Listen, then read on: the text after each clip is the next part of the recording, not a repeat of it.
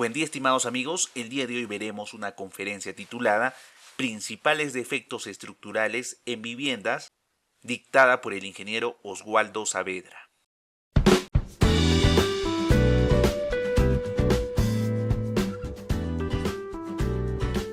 Principales defectos estructurales en viviendas. Es una conferencia muy interesante y lo va a dictar el ingeniero Oswaldo Saavedra. El ingeniero Oswaldo Saavedra es un ingeniero civil, ha estudiado en la Universidad Pontificia Universidad Católica del Perú. Actualmente cumple labores de supervisión estructural en COSAPI. También está trabajando en Higashi Ingenieros. Ha trabajado por bastante tiempo en la oficina del ingeniero Antonio Blasco Ingenieros. Y es especialista en diseño de estructuras de concreto y reforzamientos estructurales. También es especialista en diseño de centros comerciales y docente de TAPS y de SAPS, ¿no? También ha dictado algunos cursos con nosotros. Nuevamente, la más cordial bienvenida al ingeniero Oswaldo Saavedra y le voy a dar el cargo de presentador. Bueno, ante todo, buenas tardes con todos ustedes, asistentes a esta conferencia titulada Principales defectos estructurales en viviendas. Yo soy el ingeniero Oswaldo Saavedra Bayona. Estoy especializado en este tema, en temas de diseño estructural. Me desempeño actualmente eso, tal como ya lo ha explicado el ingeniero Jean Sumari. El objetivo de esta presentación no está restringido a un público en especial, es una conferencia bastante práctica, no hay que tener conocimientos especializados en el área estructural, simplemente estar relacionados pues con el medio de la construcción para poder entender los principales temas de esta pequeña conferencia. Entonces, esta conferencia la he estructurado en tres partes, por decirlo de alguna manera. Primero voy a explicar cuál es nuestra realidad sísmica en el país, cómo ha evolucionado nuestra forma de evaluar los efectos del sismo respecto al diseño estructural. Y luego, mediante ayudas visuales, mediante fotografía, vamos a ir identificando los principales defectos. Y al final, como cortesía del ingeniero Jean Sumari, que me ha suministrado las fotografías de varios edificios en nuestra ciudad y algunos de provincia, para ir identificando pues, con lo que ya hemos explicado, con lo que ya habríamos explicado a lo largo de la conferencia. ¿Ok? Vamos a empezar con esto. Si tienen alguna duda, le escriben por el chat, de preferencia por el chat porque es más cómodo. A veces los micrófonos suelen hacer mucho ruido y no se puede apreciar bien la consulta. Muy bien. Empezamos con la realidad sísmica de nuestro país. Entonces, todos aquellos que estamos relacionados con el medio de la construcción y que tenemos mediano interés respecto a estas cosas de diseño estructural, pues sabemos que nuestro país está situado en el famoso Cinturón de Fuego del Pacífico. Un cinturón de fuego que se caracteriza pues por su constante actividad sísmica, el constante movimiento de las placas tectónicas que tenemos, que los diferentes continentes tienen, y que al moverse ocasionan pues los movimientos sísmicos, ¿no? Los terremotos o los sismos. Entonces nuestro país, como ven, acá en la parte derecha que estoy encerrando en un cuadrado, los círculos representan la cantidad de actividad sísmica que hay, como ven, en nuestra región, al sur de nuestro país y al norte de Chile, pues está el círculo más grande de todos. Entonces eso explica de una manera muy gráfica la cantidad de movimientos sísmicos que tenemos, que no necesariamente los llegamos a sentir todos, muchos se dan a una profundidad muy grande, entonces simplemente los acelerógrafos logran registrarlos, pero nosotros no los sentimos muchas veces. Entonces, eso respecto a nuestra situación global dentro de nuestro planeta, ¿no? Qué cantidad de movimientos sísmicos tenemos. Entonces, aquí tenemos vamos a mostrar algunas fotos, algunos ejemplos de los efectos que han causado los sismos más recientes en nuestra región. Tenemos Ecuador en el 2016. Esta es una foto de una vivienda que falló completamente.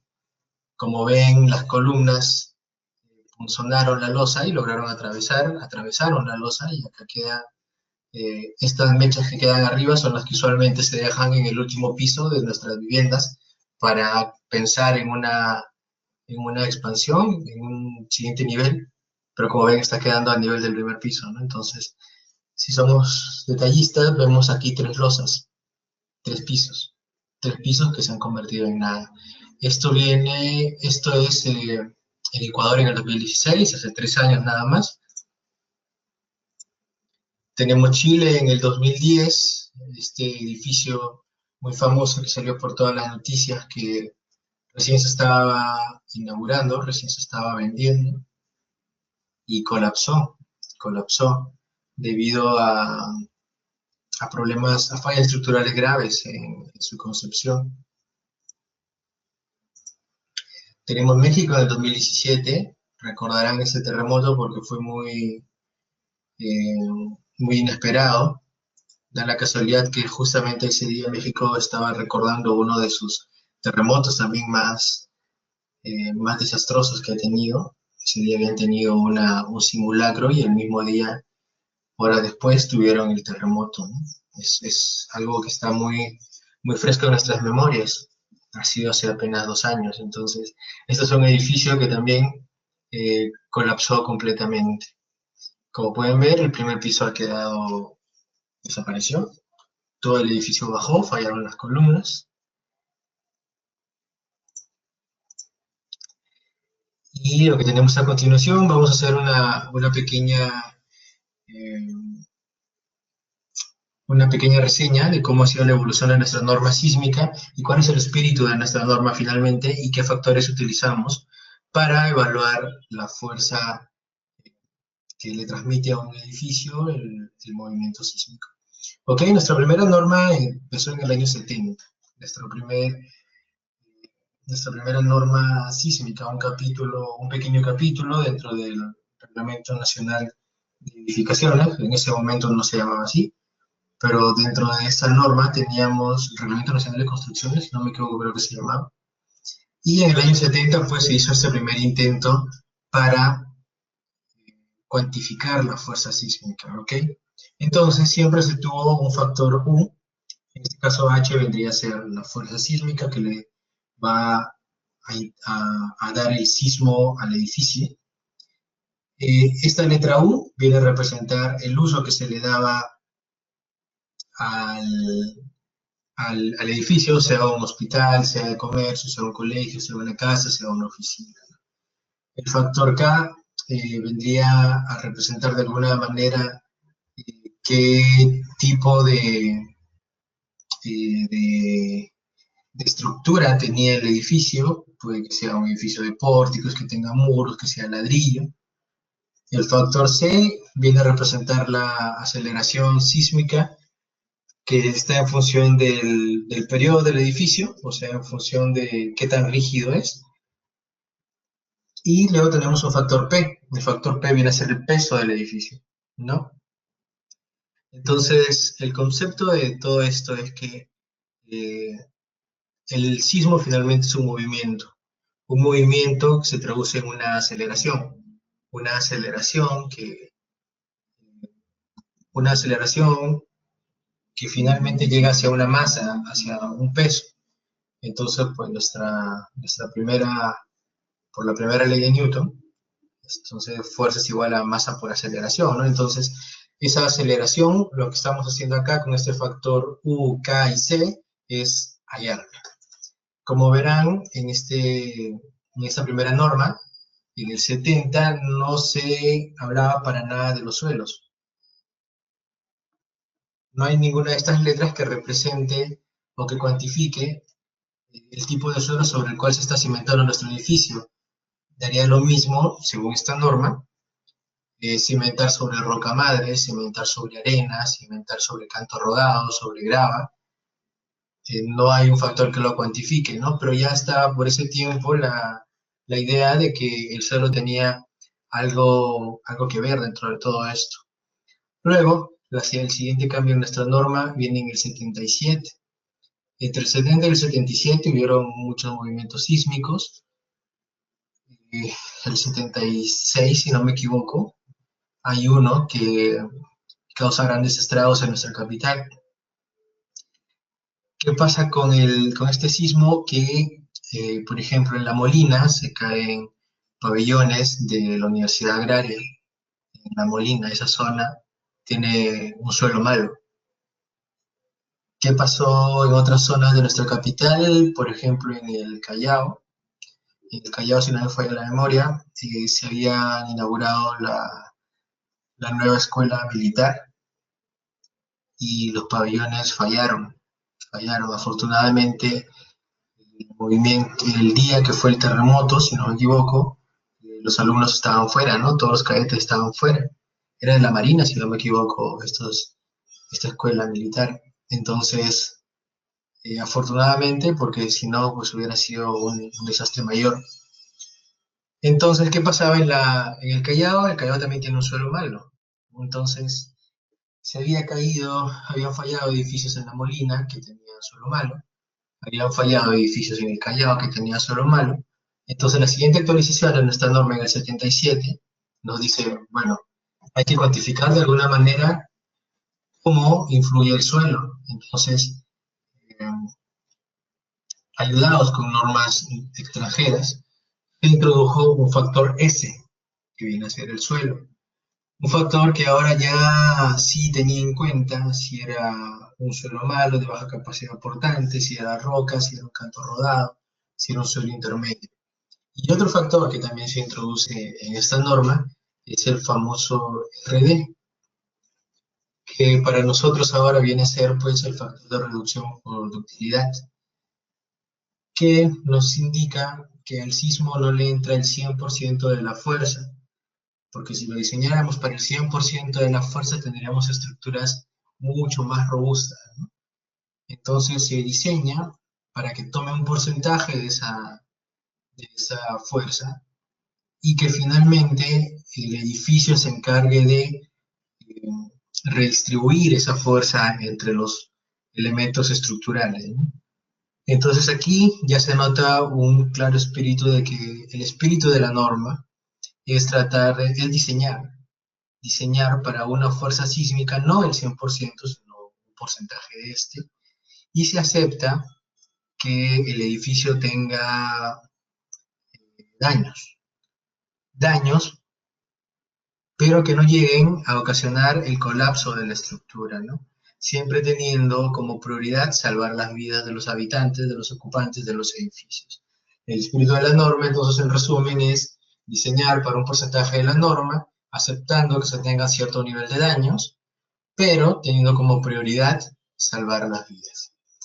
Después del 77 no hemos tenido muchas actualizaciones.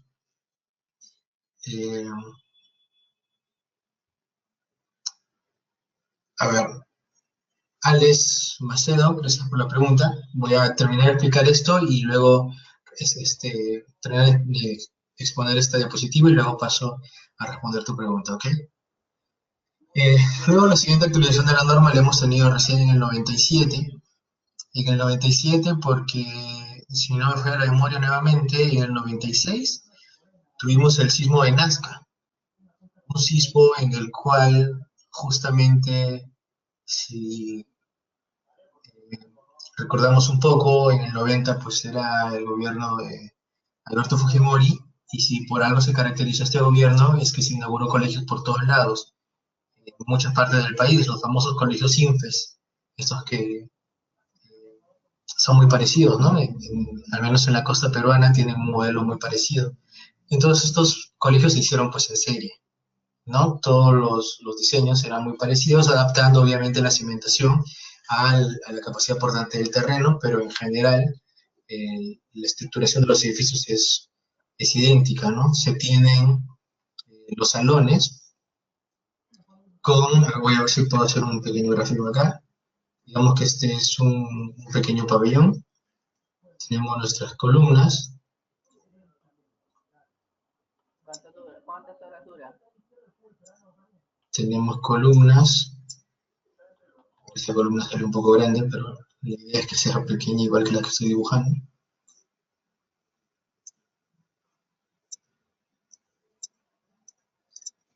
Y teníamos vigas. Vigas en la dirección corta del pabellón. Entonces, en la dirección larga del edificio, pues teníamos las paredes laterales, que eran de albañilería. Teníamos columnas cuadradas, obviamente están las puertas, y en la dirección corta del edificio teníamos simplemente los pórticos formados por columnas y por vigas. Entonces, ¿qué pasó con estos colegios en el 96? Pues que muchos de estos fallaron. Fallaron debido a que no tenían suficiente rigidez en la dirección corta del edificio. Y además, estos muros se habían pensado ya que iban a ser aislados, ¿no? Ya se tenía un concepto de no aportar rigidez mediante tabiques a las columnas. Entonces se habían dejado juntas entre columna y ladrillo de 1 centímetro aproximadamente. Pero ¿qué pasó cuando vino el terremoto? Pues todos los ingenieros se dieron cuenta de que el edificio al final se había movido más de lo que se esperaba. ¿Cuánto más? Aproximadamente 2 veces más. Y recuerdo esto porque el ingeniero Antonio Blanco, alguna vez que estábamos conversando, y en una de sus conferencias comentaba esto porque él fue uno de los ingenieros que fueron a hacer este análisis, este estudio, y pues quedó que si se había dejado una junta de 1 centímetro y al final se había movido mucho más, llegaron a cuantificar cuánto más, se había movido aproximadamente 2.5 centímetros, entonces se entró a amplificar los desplazamientos por 2.5. Esto fue debido al sismo del 96, el sismo de Nazca. En el 97 se actualizó la norma. Luego en el 2003 se consideran las fuerzas amplificadas por sismo por 1.25. Es por eso que al momento de hacer nuestras combinaciones de diseño, la fuerza de sismo ya no se amplifica, simplemente se suma o se resta, ¿no? Eso fue en el 2003. Y luego en el 2016 salió una actualización de la norma, en el cual los edificios irregulares tenían muchas restricciones, se amplificaban por mucho más las fuerzas sísmicas, se reducía el factor de reducción por ductilidad. Entonces, ya esto hace que los conceptos arquitectónicos se vayan actualizando un poco, ¿no? Porque al final la labor del ingeniero estructural, del ingeniero civil, que tiene que ver la parte estructural de algún proyecto, es llevar a cabo la idea que ha tenido el arquitecto, ¿no? La idea respecto a la distribución de espacio, las alturas, los ambientes que se tengan. Y al final nosotros podemos desarrollar un edificio irregular. Va a ser un poco más caro porque hay que tener elementos más robustos, tal vez, placas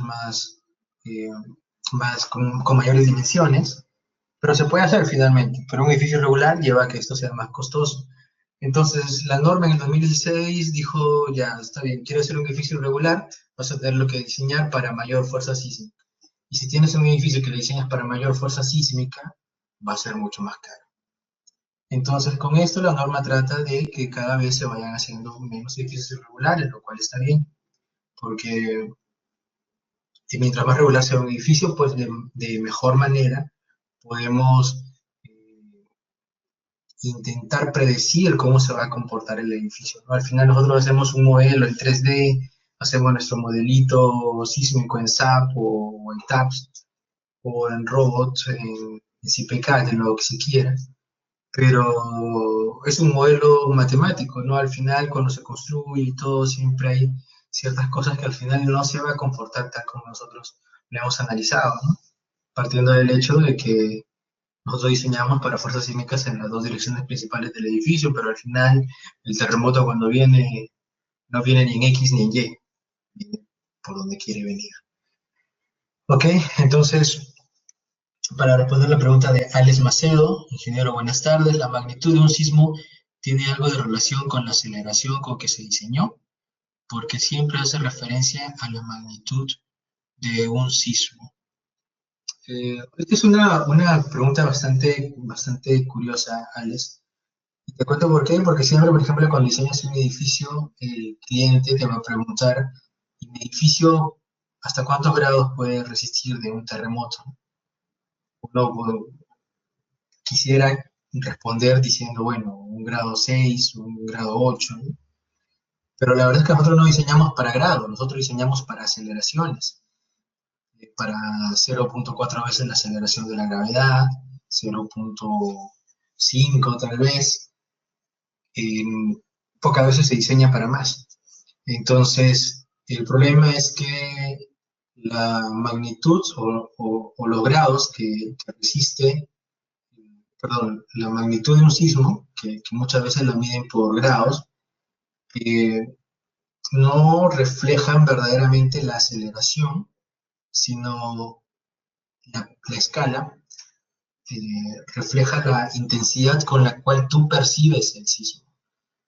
Entonces, si sientes que se mueve un poco, será tal grado. Si sientes que ya se están cayendo los vasos de la mesa o los platos que tienes en toda la cena, será otro grado.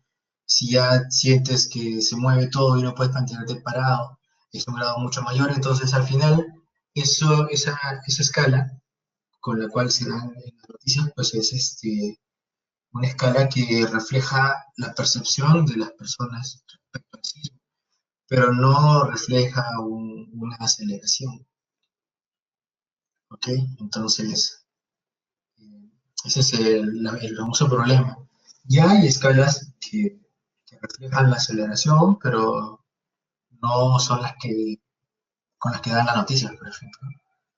Entonces, respondiendo a tu pregunta, nosotros diseñamos para una aceleración, a un porcentaje de la aceleración de la gravedad y las escalas de la magnitud con las cuales dan las noticias, con las cuales el común de la gente está acostumbrado a señalar la intensidad de un sismo, refleja la percepción de las personas sobre el movimiento sísmico.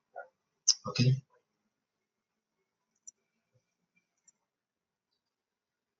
Este es un pequeño mapa en el cual se refleja qué regiones sísmicas teníamos en el 70, por ejemplo. En el 70 tenemos 3 regiones, una región sur, porque se pensaba que en el sur, y acertadamente, hay sismos, hay terremotos con mayor intensidad, entonces esa era la región 1, la región 2, toda la costa y casi la mayor parte de la sierra del Perú era una región 2, incluso la zona norte, costa, y la selva, Loreto, Cayal y Madre de Dios eran la zona 3.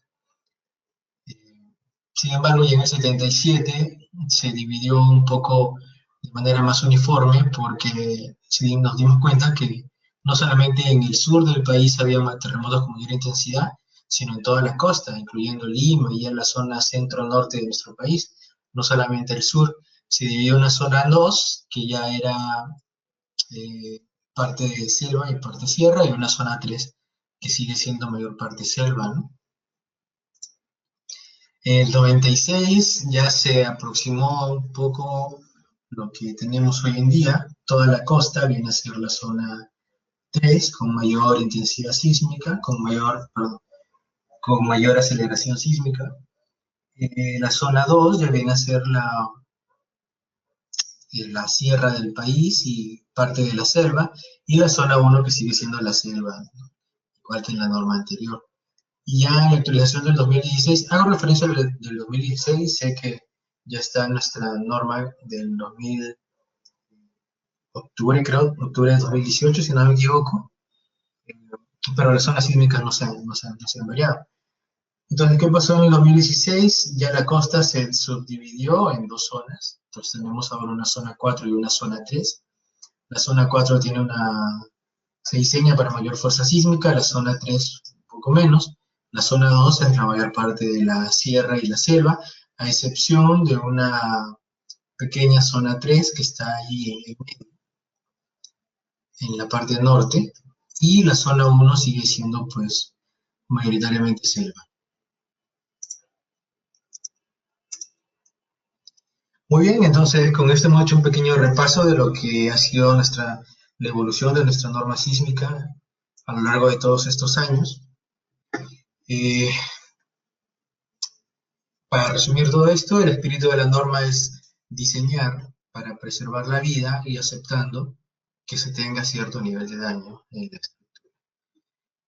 Se considera el uso del edificio, se considera la estructuración del edificio, el sistema estructural que tenga. Puede ser un pórtico, puede ser albañilería, puede ser pórticos con placas de concreto, con muros de concreto. Y el suelo sobre el cual está cimentado. ¿Ok? Vamos a pasar a la segunda parte, en la cual le vamos a entrar a ver defectos estructurales. En esta conferencia está enfocada explícitamente a viviendas. Ok, solamente para conocimiento, nosotros tenemos, según nuestra norma, tenemos los siguientes sistemas estructurales. Tenemos adobe o tapial, tenemos albañilería confinada, tenemos albañilería armada, tenemos concreto armado, tenemos acero estructural y tenemos madera. Albañilería confinada viene a ser nuestra albañilería tradicional, compuesta por columnas, vigas y muros de arcilla cocida. Y nuestra albañilería armada viene a ser las unidades de cemento, de concreto, que tienen los alveolos en los cuales se ubica el acero, ¿no? Entonces cada uno de estos ladrillitos tiene en uno de sus alveolos una varilla de fierro. Tenemos un ejemplo de adobe, que son, digamos, la gran mayoría de las viviendas en la sierra de nuestro país, las zonas rurales de nuestro país. Tenemos albañilería, acá en la parte superior izquierda, lo que les comentaba, nuestra albañilería tradicional, compuesta por ladrillos de arcilla cocida, columnas, vigas y techo, ¿no? Y acá en la parte inferior derecha tenemos nuestro sistema de albañilería armada, que son estas unidades de concreto, que también pueden ser sílico-calcáreas, que tienen una varilla dentro de los alveolos. Los alveolos vienen a ser estos pequeños agujeros que tenemos en los ladrillos. Nuestro sistema de concreto armado, en esta imagen muestra una típica estructuración con placas a los costados. Placas vienen a ser estos elementos. Nosotros les solemos llamar placas, en alguna bibliografía, dependiendo del país, pueden llamarse muros de corte, muros de concreto armado. Tenemos nuestras vigas y, lógicamente, nuestras columnas de concreto armado. Entonces, dicho esto, vamos a empezar con uno de los primeros defectos que son bastante comunes en las viviendas, y viene a ser la falta de rigidez en una de las direcciones del edificio. Entonces, lo normal, lo común, es que en la dirección más larga de la vivienda, en la dirección perpendicular a la calle, tengamos pues los límites con nuestros vecinos. Entonces, lo normal es poner en esos ejes, en esos linderos, pues muros de albañilería continuos, ¿no? En toda su longitud. Además, también, dependiendo de la altura del edificio, a veces se colocan placas de concreto armado en esas direcciones. Sin embargo, es bastante complicado tener rigidez en la dirección corta del edificio. ¿Por qué? Porque estos muros no siempre son continuos respecto a la altura conforme va subiendo el edificio. ¿Por qué? Porque en el primer piso se le suele dar un tipo de uso, en el segundo piso ya hay habitaciones, en el tercer piso puede que sea para alguien más y ya escoge una distribución diferente a los pisos inferiores. Sin embargo, la recomendación de siempre es que se tengan eh, algunos muros que sí sean continuos en altura. Y eso es lo que siempre se coordina con los arquitectos, ¿no? En el momento de recibir el proyecto que tienes que diseñar, tienes que evaluar qué muros puedes subir, a lo mejor arriba hay que mover un poco algún muro para que coincida con los muros de los pisos inferiores, ¿no? Y ahí viene la coordinación con los arquitectos, que al final es una de las partes más importantes del proyecto. Porque dependiendo de esto, pues ya recién podemos empezar a diseñar y hacer nuestro modelo sísmico, ¿no? Entonces acá en la imagen mostramos pues que en la dirección larga del edificio, en este caso la dirección Y, bastante fácil si el sismo viene en esta dirección, nuestro edificio va a estar muy seguro. ¿Por qué? Porque tenemos los muros laterales, los muros que dan con los vecinos y que terminarán tomando toda la fuerza sísmica. Sin embargo, si el sismo viene en la dirección opuesta, en la dirección X, no tenemos una adecuada cantidad de muros, pues vamos a tener problemas, porque el edificio va a ser muy flexible, va a tener movimientos muy fuertes, y si nuestros elementos no están diseñados para tomar esa cantidad de fuerza sísmica, pues va a terminar fallando. ¿Ok?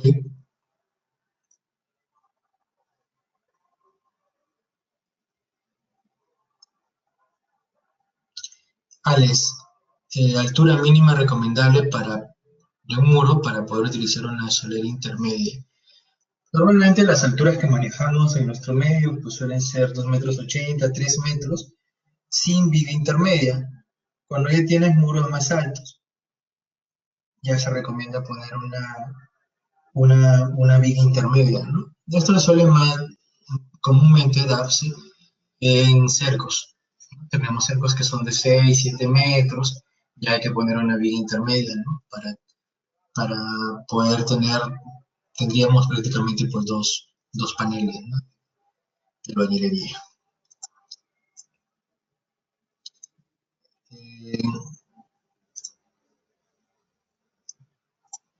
Ok, esta figura es simplemente para entender un poco más cómo es que interactúa la albañilería con nuestros elementos de concreto armado, ¿no? Estas son unas fotos que tomé de una presentación del ingeniero Ángel San Bartolomé,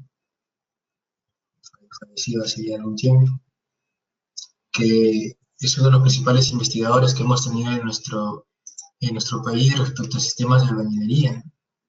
Gracias a él tenemos una norma de albañilería bastante completa y que ha servido incluso de base para normas en nuestros países vecinos. Sé que la norma argentina de albañilería está bastante inspirada en nuestra norma, ¿no?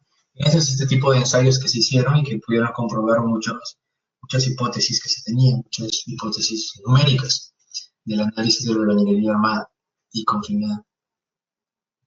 Entonces, ¿qué sucede cuando tenemos un muro adecuadamente confinado? Va a suceder que, en este caso, cuando el sismo venga en la dirección, en el mismo plano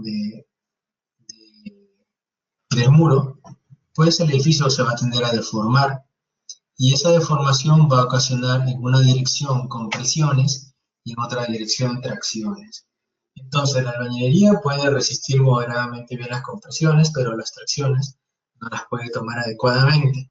Es por eso que se originan este tipo de fallas. Si ustedes ven un muro de albañilería que tiene esta configuración de fisura, pues lo lógico pensar es que ha tenido que trabajar frente a fuerzas sísmicas, que ya ha resistido algunos movimientos, que los muros han trabajado y han trabajado bien, y que producto de eso se ha fisurado. ¿Qué se puede hacer respecto a esto? Estas fisuras son reparables, ¿no? Se pican, se pone una malla electrosoldada que se ancle a la albañilería y se tarrajea y ya está. Y el muro todavía sigue funcionando. Estos muros se pueden reparar hasta cierto grado, bueno, si ya tienes un muro que sus unidades ya están hechas polvo porque han tenido fuerzas de compresión muy altos, pues ya no, pero hasta cierto nivel se puede solucionar. La junta sísmica, la famosa junta sísmica. ¿Para qué nos sirve una junta sísmica? La junta sísmica tiene la función de aislar edificios, aislarlo respecto a sus vecinos. Puedes tener juntas sísmicas dentro de un mismo edificio, ¿sí? Debido a que tenga una planta irregular y uno necesita partirlo en bloques más pequeños, bloques que tengan una configuración más regular. Tenemos juntas respecto a nuestros vecinos, juntas perimetrales, que está normada y que lo que nos permite es que cuando nuestro edificio se mueva, no choque con el vecino, con el edificio vecino. ¿Por qué? Porque al chocar, pues se van a ocasionar esfuerzos puntuales en la zona de choque para los cuales no has diseñado tu edificio. Es bastante difícil cuantificar, ¿no? ¿Qué pasaría cuando un edificio se choca con otro? Se puede, sí, hay métodos numéricos que pueden, por ejemplo, de restricción de desplazamiento y tal, pero son hipótesis muy teóricas, ¿no? Entonces lo ideal ante esto es que nuestro edificio, nuestra casa siempre esté aislada de los vecinos. Imagínense como ejemplo práctico, algo un poco bueno, bastante común en realidad. Imagínense cuando están dentro de un carro, están parados y están agarrados pues de una baranda, ¿no? Y van parados y el carro frena de golpe. Alguien que no está bien sujeto a su baranda se va a pegar a ustedes y ustedes van a sentir, aparte de ya el movimiento propio por el frenado del carro, si es que tienen un peso adicional, pues se va a sentir más la fuerza. Entonces, eso pasaría si no tuviéramos una junta. El edificio vecino va a pegar su masa a la de nuestro edificio y pues prácticamente la masa va a ser el doble, resultando en fuerzas sísmicas mayores. Por ejemplo, este es un edificio que tiene una configuración en forma de L, en el cual si nosotros no dejamos una junta,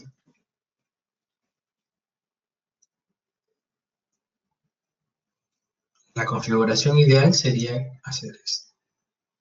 En vez de tener una L, tener dos rectángulos.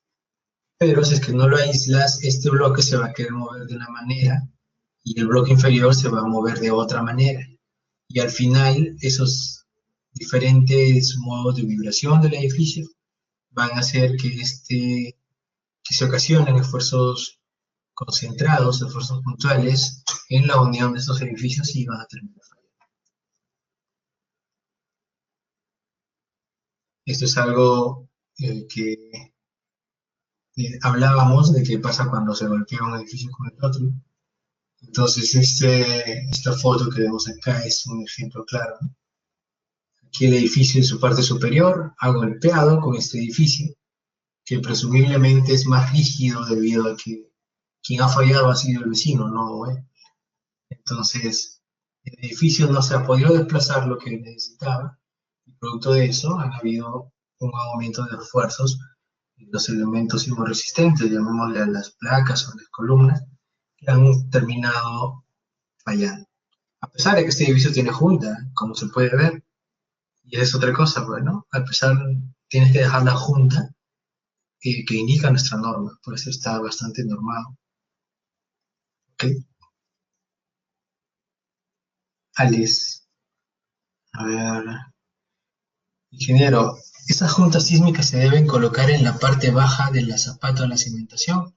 No, la junta sísmica no baja a la cimentación. De hecho, tú puedes tener, por ejemplo, Vamos a regresar donde tenemos espacio. Acá creo que puedo.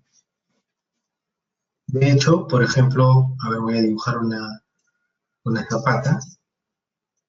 Y puede que tengas dos columnas. De esta forma, que tu junta sísmica, pues, sea esa.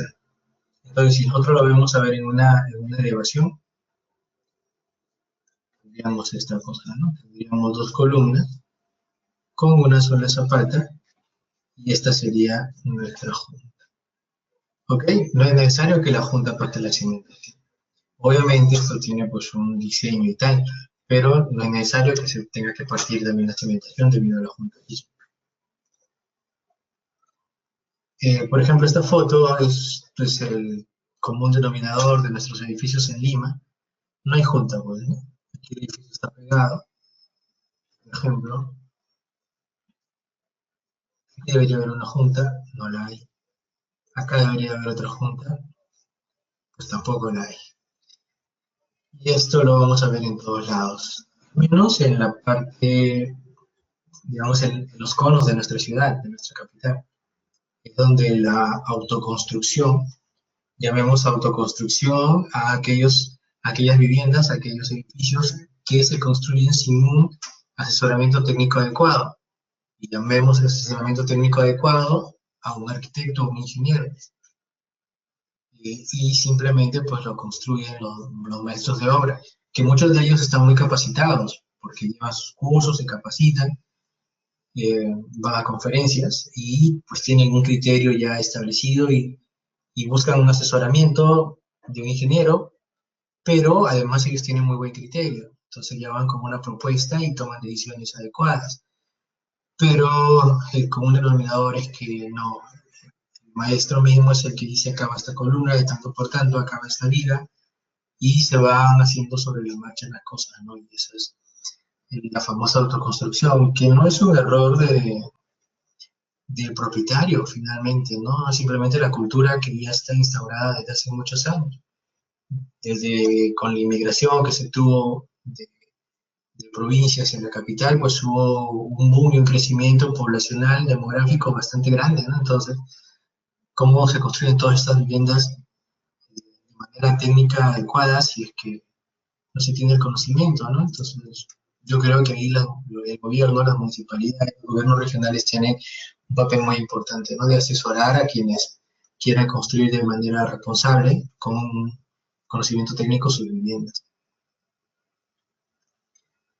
Bueno, acá pasamos a ver cosas ya bastante que han ocasionado pues fallas en debido a diferentes terremotos y que siempre se habla. Me refiero en este caso a la famosa falla por piso blando. ¿Qué es un piso blando? Un piso blando es cuando en el primer piso tenemos muy poca rigidez respecto a los pisos superiores. Como en este caso. En este caso, en el primer piso tenemos solamente columnas aparentemente cuadradas o rectangulares. Y sin embargo, en el segundo piso tenemos las mismas columnas, pero además tenemos muros de albañilería. Muros de albañilería que no están aislados de las columnas, sino que aportan rigidez a todo el sistema. ¿Y qué pasa? Que cuando este edificio se mueva ante un sismo, voy a hacer un gráfico, a ver.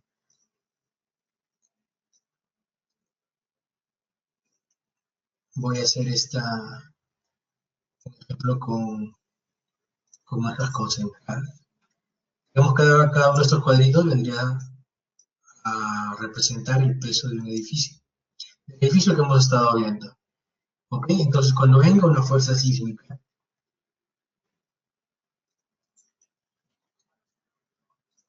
en esta dirección, ¿qué va a pasar? Esto se va a querer mover. Pero el primer piso, como es mucho más rígido, se va a deformar de esta manera. No, el primer piso, como es mucho menos rígido que los pisos superiores, se va a deformar más. Sin embargo, los pisos superiores ya se van a deformar menos. Estoy exagerando un poco acá, pero la idea viene hasta ahí. Estos cuadritos vienen a representar la masa. Entonces, ¿qué pasa? El peso de estos edificios, además de que ya se tiene acá en la base esfuerzos importantes debido al sismo, ahora tendríamos el peso de los edificios. Estaría ocasionando esfuerzos adicionales en la base de la columna debido a la excentricidad que está tomando, ¿no? Este peso por esta distancia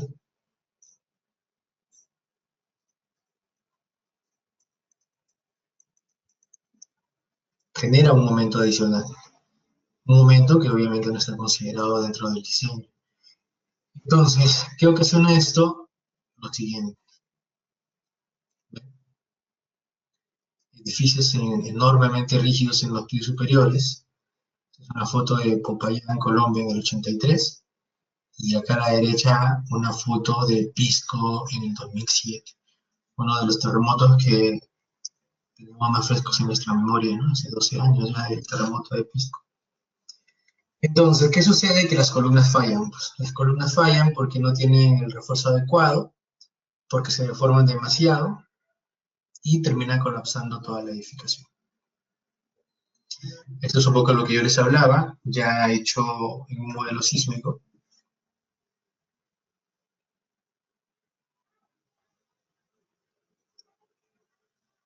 La distribución no uniforme de rigidez entre plantas se traduce en mayores esfuerzos en los pilares, llámese pilares a las columnas, de aquellas plantas menos rígidas, pudiendo dar lugar a roturas frágiles si el diseño no es el adecuado. Eso es lo que les explicaba con mi diagramita de masas concentradas. Luego tenemos el famoso fenómeno de columna corta. Esto también lo deben haber escuchado mucho. ¿Qué sucede con la columna corta? La columna corta se presenta cuando tienes edificios en los cuales a los costados de las columnas tienes muros, pero muros que no son continuos de piso a techo, sino que tienes ventanales, que tienes rejillas que interrumpen la altura del muro. Entonces, ¿qué sucede ante esto? Lo siguiente. Va a suceder que la columna se va a querer mover, pero no se va a poder mover libremente debido a que está restringido su desplazamiento en esta zona. Y todos los esfuerzos se van a concentrar acá. Esfuerzos para los cuales muchas veces no está diseñado. Esto sucedió también bastante en los colegios INFES del 96. Si alguno, bueno, yo estuve en un colegio nacional y en los colegios nacionales es muy común ver esto. ¿Qué se hizo para evitar esto? Pues se hizo más rígidas las columnas, ¿no? Se hicieron más rígidas las columnas. Ahora ya no es columnitas así pequeñitas en estos colegios. Ahora se ven placas en esa dirección, ¿no? Por ejemplo, perdón, se ven columnas así y además se tiene aislado los muros, ¿no? Hay tremendas juntas ahí. Esta es la forma de controlar un fenómeno de columna corta. Pero este es el motivo, ¿no? Alex, a ver, ingeniero, en la primera imagen se observa la unión de muro a muro en las esquinas del tercer nivel sin una columna de confinamiento. No es correcto. A ver, ¿te refieres a esta foto, supongo? Pero no, justamente estos son ejemplos de cosas que no se deben hacer. Entonces, los muros, eh, al unirse perpendicularmente o con cierto ángulo, pues deben tener una columna en esa unión, siempre. A no ser que tengas albañilería armada, ¿no? Bueno, y con esto estamos pasando a ver el siguiente fenómeno, que viene a ser la torsión. ¿Qué es la torsión? La torsión es el giro en planta de un edificio. ¿Cuándo sucede? Sucede cuando tenemos rigidez concentrada en las esquinas de los edificios. y en las otras esquinas no tenemos mucha rigidez. ¿Dónde es más común ver esto? En edificios de esquinas. ¿Por qué? Porque la esquina, pues este por ejemplo es un edificio de esquina. Las esquinas normalmente no tienen vecinos por estos lados. Y en los siguientes lados se tienen ventanas. Si es un negocio, están las entradas al negocio. Si es un restaurante, están las entradas para hacer consumo adentro. Si es una vivienda, están los ventanales. Y por los lados de los vecinos sí tenemos tremendos muros. Entonces, ¿qué va a pasar con esto? Que cuando venga el terremoto, el edificio no se va a poder mover uniformemente y va a tender a girar. Girar en planta. La definición, digamos, un poco más física o estructural de este fenómeno vendría a ser que el centro de masa no coincide con el centro de rigidez. En esta imagen le llaman centro de resistencia, pero sepan que se refieren al centro de rigidez. Entonces, cuando venga la fuerza sísmica, el edificio, la fuerza sísmica va a actuar en el centro de masas, pero las deformaciones van a ser respecto al centro de rigidez. ¿Ok? Entonces, si viene mi fuerza y actúa acá al centro donde está toda mi masa, va a rotar respecto a la esquina. ¿Okay? Va a tender a hacer esto. Va a rotar en planta.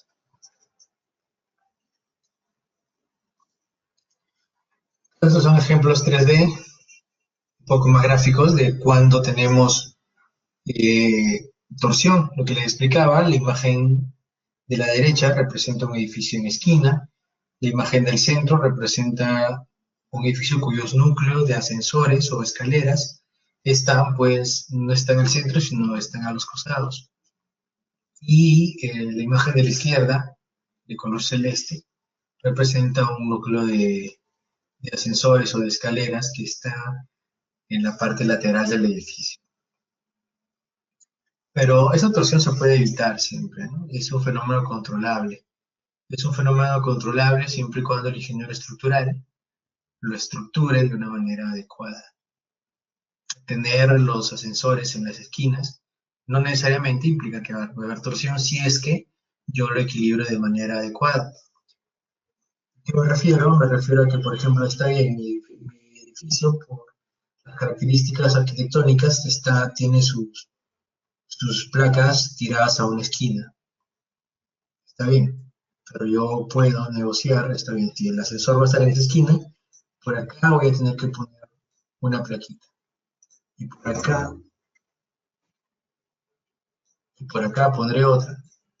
Entonces, de esa manera yo controlo ahí de manera negociando ya con el arquitecto y planteando la solución para llegar a un equilibrio, ¿no? a un punto viable desde el punto de vista técnico y también desde el punto de vista arquitectónico y también estructural.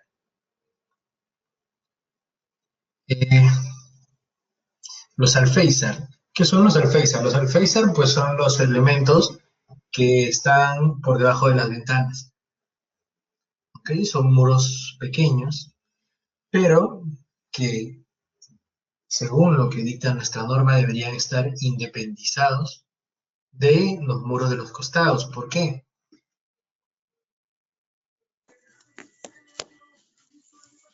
Porque estos muros tienden a fallar frente a fuerzas sísmicas, justamente en esa unión, ¿no? Vemos esta imagen donde se pueden ver las fisuras que ocasiona. Vemos la imagen 6.22, donde vemos que el alféizar no ha fallado, pero ha inducido a una concentración de esfuerzos en la parte superior del muro adyacente, llevando a su falla. En la imagen 6.23 ya vemos cómo es que se debería independizar totalmente. Aquí con la línea roja estoy poniendo los ejes en los cuales se han colocado las juntas, y acá en la imagen pues no se aprecia muy bien, pero acá hay un pequeño tecnopor que aíslan. Obviamente al final ese tecnopor se tiene que sacar. Recientemente he leído algunos papers en los cuales dice pues que el tecnopor se debe retirar debido a que el tecnopor absorbe el agua del concreto. Entonces, si bien es cierto, no llega, cuando se seca, pues se va a quedar mucho más duro el tecnopor. Obviamente no llega pues a ser un concreto 210 o 280, pero se vuelve más rígido, entonces ya limita nuevamente que sea verdad que el Facer esté independizado, ¿no? Entonces, la recomendación es retirarlo, quemarlo y sacarlo. Edificios esbeltos. Estos edificios esbeltos, esbeltez se refiere pues cuando tenemos un elemento que tiene una dimensión mucho más grande que la otra. En este caso tenemos que la altura es mucho más grande que el ancho del edificio. Lo correcto, la recomendación es que esta relación entre el alto del edificio y su ancho, o algunas dimensiones de la en planta, el ancho en planta, que esta relación, al dividir la altura entre la base, deba ser menor que 4. Esa es la recomendación. Que esté en 3 más o menos, ¿no? Que no sea mucho más que eso. Y si ya es más alto, pues hay que diseñarlo especialmente para eso, ¿no? ¿Con qué podemos reemplazar el tecnopor? Bueno, una vez retirado el tecnopor, obviamente, pues se ve feo que aquí hay un hueco, ¿no? Entonces hay productos ya especializados en sellado de juntas. Podemos poner un tapajuntas, que son estos de aluminio, que se anclan solamente de un lado y permiten el desplazamiento de la otra. O podemos sellarlo con un sello flexible, ¿no? Un sello flexible, pero solamente por fuera, que no reduzca el ancho de la junta. Hay productos tipo Sikaflex, si no me equivoco, que son especies de siliconas, algo así, que se pegan y pues bueno, van a permitir el libre movimiento de la junta, en la junta. No sé si recuerdan este edificio se hizo bastante famoso en las noticias, porque, pues bueno, ustedes solamente véanlo y díganme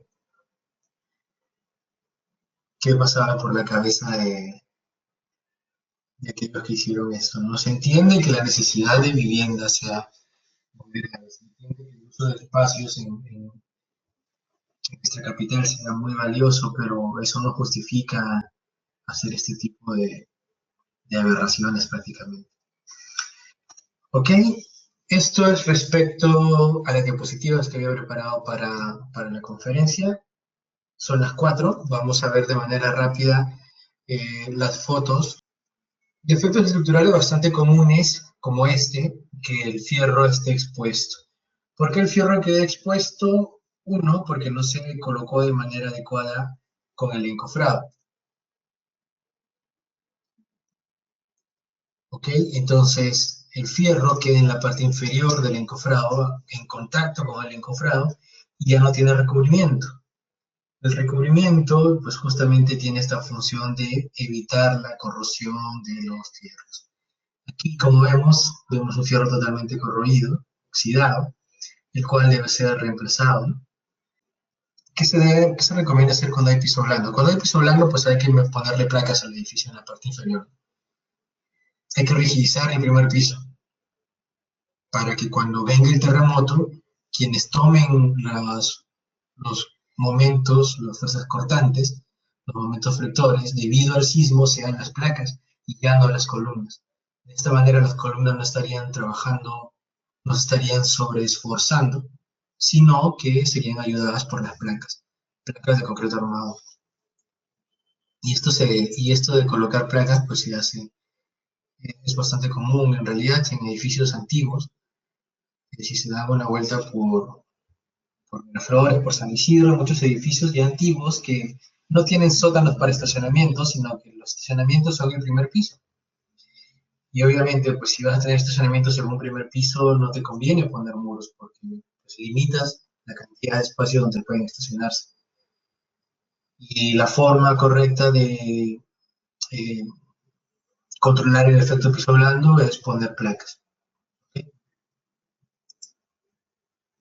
Bueno, esta siguiente imagen son aceros corroídos, oxidados. Este elemento debe demolerse completamente y volverse a hacer. Más de lo mismo. Ven cómo el acero incluso se está ya laminando, se está desprendiendo debido al aumento del volumen, ¿no? del acero por la oxidación. Algo bastante común en nuestro medio es utilizar en lugar de ladrillo macizo, hablemos del King Kong, el famoso ladrillo King Kong de arcilla, para muros estructurales. En lugar de eso se utiliza el ladrillo pandereta. Que quede claro que el ladrillo pandereta se puede usar solamente para tabiques, o sea, para elementos que no son portantes, que no van a recibir cargas. Para el resto de elementos estructurales se debe utilizar ladrillo sólido, las unidades sólidas. Aparte de eso, tenemos, por ejemplo, acá, Vargas Ingenieros. ¿Qué se debe hacer con las viviendas que tienen suelos arenosos y napa freática alta? Esto es bastante común en las casas de playa. En las casas de playa se suelen tener suelos arenosos y napa freática alta. Quizás en estos casos se puede hacer dos cosas. Uno, hacer la vivienda lo más ligera posible. En las casas de playa se suelen tener techos, no se suelen tener muchos pisos. O sea, tienes una casa de playa de un piso con tu terracita, de 2 pisos ya, si es que está sobre un mal suelo. En esta casa de playa se suelen utilizar plateas de cimentación, o sea, no hay zapatas aisladas, sino todo es uno solo. ¿Y qué más puedes hacer si ya tu capacidad portante es muy baja y tienes el agua ya? Entonces, esas opciones, o utilizar plateas de cimentación, mejorar el terreno también es una de las opciones. ¿Cómo lo mejoras? Colocando material adecuado. En caso de que haya, por ejemplo, napa freática, existe ahora los famosos micropilotes. Son, como su mismo nombre lo indica, pilotes chiquitos que mejoran la capacidad del suelo. Veamos la siguiente foto. Bueno, pues esto es una locura. Miren ustedes, en los primeros pisos tenemos albañilería y en los pisos superiores tenemos concreto. La falta de rigidez. ¿Qué va a pasar cuando venga el terremoto? Los ladrillos se van a fallar, van a romperse, van a dejar de aportar rigidez al sistema y van a quedar solamente las columnas. ¿Y qué va a resistir una columna respecto a la rigidez enorme que tenemos arriba, ¿no? Esto es como si hicieran un búnker sobre palitos de fósforo, ¿no? Algo así muy exagerado, pero que explica muy bien esto, ¿no? No entiendo. Aquí a veces no se entiende qué pasa con las supervisiones de las municipalidades que permiten hacer esto. Esto es en Lima. Esto es en Lima. Tenemos los pisos inferiores, que para empezar también están mal construidos. Falta de junta, uso de ladrillo, a ver en este caso, hacemos el ladrillo pandereta. Los pisos inferiores y arriba utilizan unidades sólidas, si no me parece. Bueno, no se aprecia bien aquí, pero parece que también fuera pandereta, ¿no? Y arriba pues hacen una estructura metálica. Una estructura metálica que seguramente no tiene plano, ¿no? Ya que hablamos un poco de estructuras metálicas, ante las estructuras metálicas como arrastre estructuras metálicas, pues se ponen arrastres diagonales, ¿no? ¿A qué me refiero con eso? Que sería algo más o menos así. En las dos direcciones del edificio, obviamente. Eso vendría a ser la función de un muro de una placa. Pero aquí pues no lo he hecho, ¿no? El entrepiso incluso pareciera ser que es plancha USB, esta plancha que es de madera prensada. Pero bueno, esto es un cambio de material brusco, ¿no? Primero piso albañilería, segundo piso estructura metálica y ambos pisos mal hechos, ¿no? Aquí vemos un enorme defecto estructural. Nuestro famoso piso blando. Piso blando, además, fusionado con una columna corta. Incluso acá parece que ya se está fisurando, ¿no? Ya está al aire la columna prácticamente. Tenemos una columna aquí en la esquina que está resistiendo heroicamente, pero que cuando venga el terremoto pues va a tener esfuerzos muy altos. Y esta columna, casi seguro, por las secciones, si el zoom no nos engaña o la perspectiva, es bastante alto, ¿no? Comparémoslo con el poste, prácticamente está llegando a la parte superior, entonces una columna muy esbelta, que cuando reciba cargas axiales debido a sismos se va a deformar mucho y va a terminar fallando, si es que no falla antes por la columna corta que le están induciendo al colocarle un muro de albañilería al costado y dejar el resto de la columna sola, y que si no me falla la vista, ya está fallando. Roger Vargas. En la ejecución de una edificación, cuando se recomienda hacer un estudio de mecánica de suelos, ¿a partir de cuántos pisos es muy necesario? Puesto que muchos no lo hacen y construyen de manera informal. ¿Qué recomiendas? Roger Vargas, tienes toda la razón con esto. Cuando se le dice al dueño, oye, haz tu estudio de suelos, dependiendo también del tipo de cliente, no es válido generalizar. Muchos te van a decir, está bien, pero ¿cuánto cuesta, no? Entonces, dependiendo de dónde lo hagas, si lo haces tú mismo, si lo mandas a hacer, pues un estudio, y dependiendo del área de estudio, pues un estudio de suelos no debe estar bajando de 2.000, 3.000 soles, ¿no? Dependiendo si para una vivienda pequeña. El problema, y como tienes que venderle al cliente esto, es que, uno, cuando diseñes la cimentación, si no tienes un estudio de suelos, tú vas a tratar de cubrirte como ingeniero, como proyectista. Puedes tener estudios de suelos de la zona y puedes utilizar un valor, digamos, aproximado, pero tú, por seguridad, puede que asumas un valor mucho más bajo, por decir algo. Entonces, lo que yo trato de vender al cliente cuando hay cierta resistencia a hacer un estudio de suelos es decirle que al hacer el estudio de suelos vamos a tener el valor real de la capacidad portante del suelo, y puede que esta capacidad sea mayor a la que yo pueda asumir. ¿Y eso qué significa? Que va a tener cimentaciones menos robustas y por lo tanto más baratas. Lo siguiente que tiene que hacérsele convencer al cliente es que el estudio de suelos finalmente es una garantía adicional respecto a la responsabilidad que tú ofreces sobre tu diseño. Una casa pues de 3, 4 pisos, imagínate cuánto cuesta.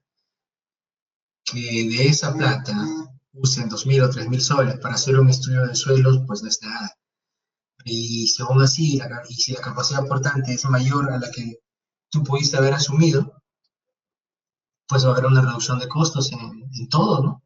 No solo en la cimentación. Si tienes un buen suelo, implica que vas a tener fuerzas sísmicas menores y que tus elementos van a estar menos esforzados. Entonces la norma pues dice eso, ¿no? Que el estudio de suelos, incluso creo, no me falla la memoria, hay una parte donde indica que si es criterio del ingeniero responsable estructural, pues él puede hacerse cargo de establecer un valor para el estudio de suelos. Respecto a cuántos pisos se recomienda, ese dato sí no lo tengo muy claro. No lo tengo muy claro, la verdad. ¿Hasta cuántos metros de luz se puede diseñar una viga chata? Eh, las vigas chatas pues suelen ponerse cuando no va a cargar techo. Mi recomendación es siempre tener vigas peraltadas. Obviamente esto no les gusta mucho a los arquitectos porque se ven las vigas. No es algo muy estético, pero mejora el comportamiento sísmico de la edificación. Respecto a cuánto se puede hacer, eh, no sé, no recomiendo que se vaya a más de 4 metros, 5 metros. Y ojo, que las vigas chatas que no tengan responsabilidad sísmica, ¿no? Bueno, en esta siguiente foto, columna corta, pues acá la vemos. Dintel solo con varillas. Esto, la verdad, lo he visto en muchas inspecciones, en muchas supervisiones.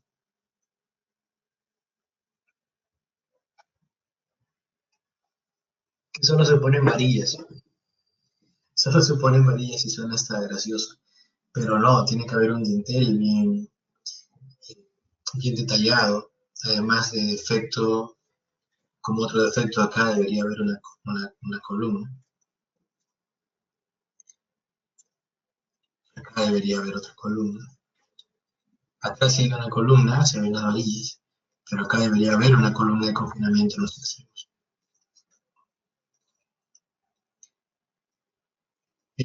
Ladrillos pandereta.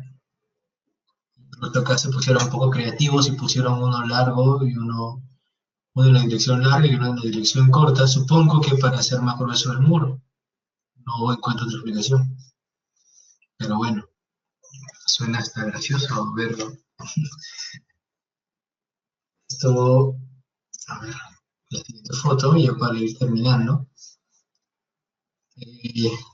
Ladrillos pandereta. Las panderetas, ¿no? El aligerado tiene su viga peraltada y en lugar de ladrillos tiene tecnopor, lo cual es válido.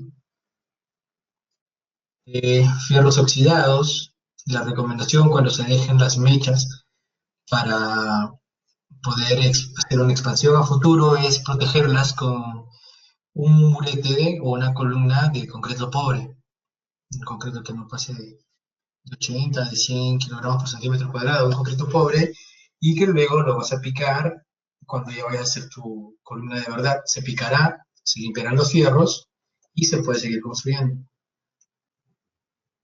No entiendo cómo después van a hacer su losa si han hecho primero las vigas. Irán a poner un techo metálico encima, pero aún así eso no justifica, ¿no? La función del techo es formar un diafragma rígido en el nivel junto con las vigas y que ese diafragma rígido amarre todos los elementos verticales y que se comporten como uno solo. ¿Qué más podemos ver en este edificio? Ausencia de juntas con los vecinos. El alféizar no está independizado. Respecto a los tubos pueden ir dentro del techo, ¿no? Con un detallado adecuado y tal. Lo normal es que en las zonas de baños, o lo recomendable en las zonas de baños es que para que justamente las tuberías no corten las viguetas, se hagan zonas con losa maciza. Esa es la recomendación. Y si es que van a ir de todas maneras las tuberías y tienen que cortarse, pues tienen que tener un detallado especial. Esta tubería que está al lado de la columna no debería ser así.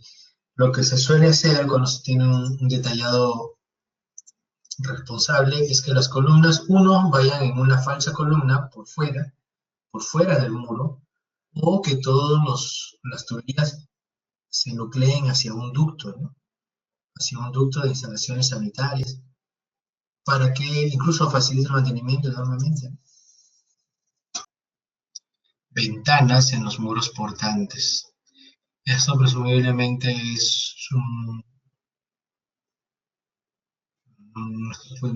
pareciera que es un hotel, pero bueno, Se puede tener ventanas, sí, pero tiene que detallarse correctamente. Tiene que poner columnas de confinamiento a los costados, aislar el alféizar y tal, pero eso no se está haciendo en este.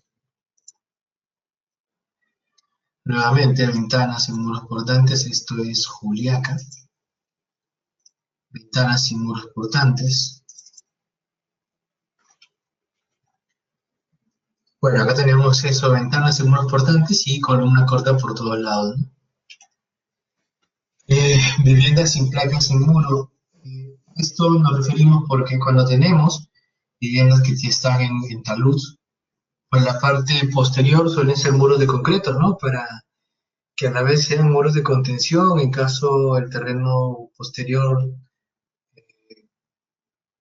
caiga. O sea, se pueden hacer edificios, de hecho se hacen, acá sin ir muy lejos, en la zona pues de las casuarinas, por ejemplo, son cerros, y la gente construye ahí, obviamente. Volados sobre volados sin columnas. Eh, bueno, sí, pues, ¿no? Acá está volando, en el primer piso, un alero, luego sube, y acá nuevamente tienen otro alero para seguir ganando área. Como ven, el tercer piso no tiene columnas de confinamiento en los encuentros perpendiculares ni en los paños centrales, ¿no? Nuevamente los famosos volados, que no tienen columnas de confinamiento. Y ahora sí, con esto estamos terminando. Bueno, ha sido un gusto para mí haber compartido esta casi hora y media de conferencia. Mi nombre es Osvaldo Saavedra y conmigo será hasta otra ocasión. Espero tener el placer de exponer ante ustedes nuevamente. Eh, a nivel personal, tengo una empresa junto a otros ingenieros que trabajan y son especialistas en estructuras. El día de ayer uno de ellos estuvo dando una conferencia acerca de aislamiento sísmico. Espero algunos de ustedes hayan estado acá. Eh, Se llama Momentum, Ingenieros Civiles. Pueden ubicarnos en redes sociales. En la página está en trabajo, en las siguientes semanas estará habilitada. Y no duden en contactarnos, ¿ok? Entonces, esto sería todo por hoy. Y muchas gracias. Los dejo con el ingeniero Jay Sumari. Espero hayan disfrutado tanto como yo esta conferencia y muchas gracias por su atención. Nos vemos. Bueno, agradecemos tremendamente la participación del ingeniero Oswaldo Saavedra. Eh, Hemos trabajado juntos bastante tiempo, sobre todo en proyectos de viviendas, y muchas veces una excusa para no tener planos es que es caro. En realidad no es caro. Si sacamos un comparativo de costos, es más barato construir con planos, ¿ya? Que construir mal y luego reparar, o construir mal y luego estar rompiendo, corrigiendo con comba, ¿no? Yo pienso que a los clientes hay que decirles, si una persona está mal, va a un médico, ¿no? Pero ¿por qué cuando nosotros vamos para la mayoría de las familias, creo que es la mayor inversión de su vida es construir una vivienda? ¿Por qué lo dejamos muchas veces en manos de gente que no tiene tanta experiencia o que no tiene los conocimientos técnicos básicos, ¿no? Entonces yo pienso que se tiene que construir con planos.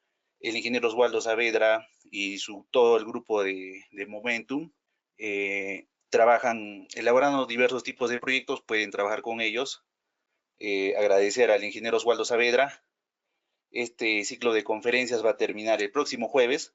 Tenemos una conferencia gratuita de manejo de quebradas para mitigación de huaicos, ¿no? También es un problema que puede aquejar al Perú varias veces. Entonces están invitados y nuevamente agradecer al ingeniero y también a ustedes por su participación. Muchas gracias.